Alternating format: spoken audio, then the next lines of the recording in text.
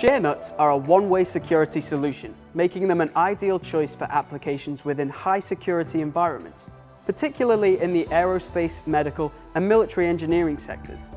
The hex head of the nut is designed to snap or shear off during installation, and actually only requires a spanner to be fully tightened and achieve this breakaway. Handily then, each nut has a specified breaking point, given in Newton meters, indicating the amount of torque or rotational force you'll need to apply for successful installation. It's important to remember though, that whilst shear nuts do offer a solution to loosening under vibration, they are designed to be a permanent fixing, and as a result, they are very difficult to remove once they're installed. So, if you've got any tips on using locking nuts, leave a comment below to let us know. We hope you enjoyed this video. If so, please like and share it. You can also follow us on social media or subscribe to the YouTube channel, remembering to click the bell to stay notified for more tutorials and announcements. Thank you for watching and have a great day.